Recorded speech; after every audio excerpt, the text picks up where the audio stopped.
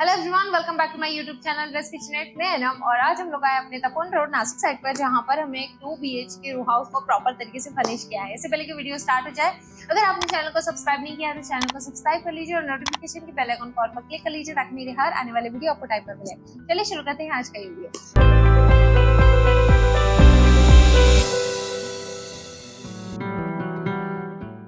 Right now अभी हम living room में हैं। लिविंग रूम में इस वीडियो की सबसे खास बात ये रहेगी कि इसमें क्या मटेरियल यूज हुआ है, कितना प्रोडक्ट यूज हुआ है, क्या क्या यूज हुआ है और इसके मेन एक्चुअल टाइम ड्यूरेशन कितना था और अमाउंट कितना लगा। ये सबसे ज्यादा इंपॉर्टेंट है ताकि आप अगर अपने घर के लिए प्लान करें तो आपको काफी बेसिकली आइडिया आ जाएगा कि कितना बजट जा सकता है। राइट नाउ अभी हम जहाँ पर हैं ये लिविंग रूम वाला एरिया है, जहाँ पे एक टीवी यूनिट है, मंदिर है, सेंटर टेबल है, एक स्ट्रेट पूरा सोफा सेट है जहाँ से नेहा शूट कर रहे हैं और एग्जैक्ट उसके बाजू में हमने एक छोटा सा 3 फीट का लॉन्जर ऑर्गेनाइज किया है जो कि मल्टीपर्पज अकॉर्डिंग यूज हुआ है। अगर ज्यादा गेस्ट आए तो उसे एज अ सिटिंग एरिया के हिसाब से हम उसे मूव करके कहीं पे भी एक्सेस कर सकते हैं, मंदिर के सामने एक्सेस कर सकते हैं। इस हिसाब से हमने ऑर्गेनाइज किया है।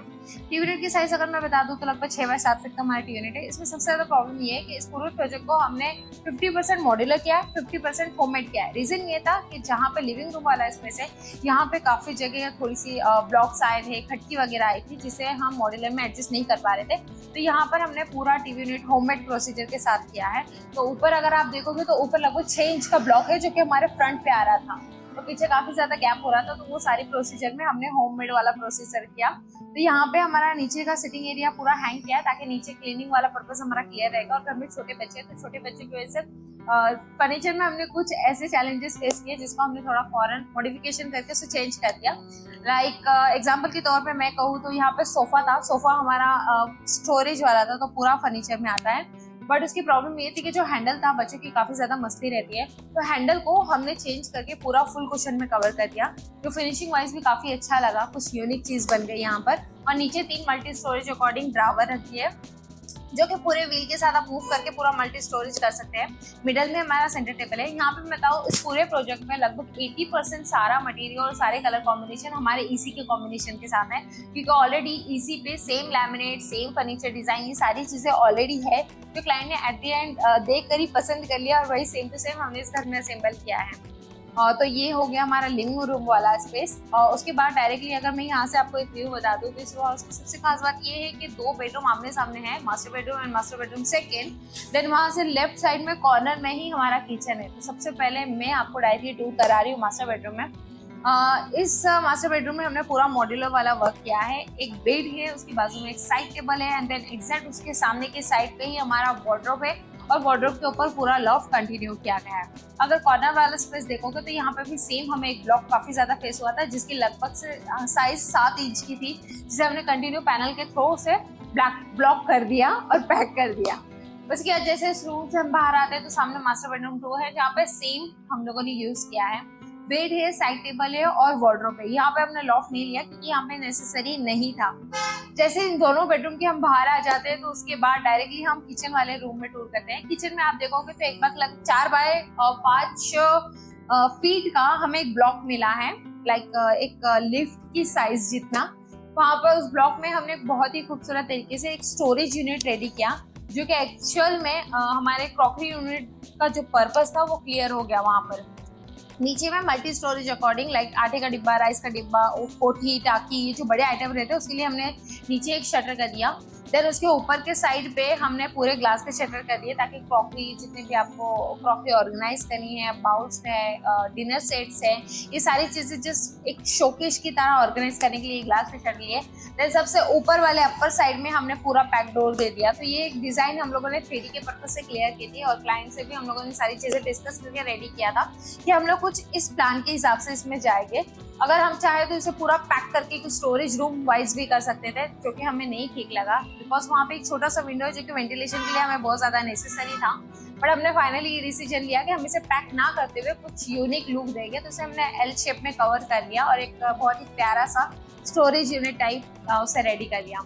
किचन में अगर टूर करेंगे तो किचन का हमारा एल शेप का पूरा किचन था जहाँ पे हमारा मल्टी स्टोरेज अकॉर्डिंग डेली जितने रूटीन में हमारे बर्तन लगते हैं उस अकॉर्डिंग हमने बास्केट सेट किए एंड देन उसके बास्केट के हिसाब से हमने नीचे पूरा एक डार्क शेड के साथ हमने किचन ट्रॉली ऑर्गेनाइज कर दी। ऊपर के साइड पे हमने पूरा एक वॉल पे स्ट्रेट तरीके से पूरे ग्लास के क्रॉकरी कैबिनेट्स ऑर्गेनाइज कर दिया, तो क्रॉकरी वाला सेक्शन हो गया। देन उसके अपर साइड पे हमने पूरे पैक्ड क्लॉथ डोर दे दिए।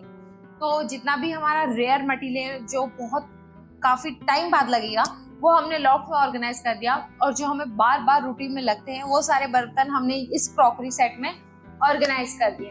फाइनली मटेरियल की अगर बात करेंगे तो स्पेशली किचन में जो मटेरियल यूज हुआ है वो हमारा स्पेशल वाला हाई ग्लोसी लैमिनेट है, जो कि scratch proof and extra high glossy है। हैंडल हमारे ऐसे स्टॉपेज की यूज हुई है, और जहाँ पे रही बात लाइक हमारा स्टोरेज यूनिट है, बाकी सारी जगह पे हमने डी टाइप के हैंडल यूज किए।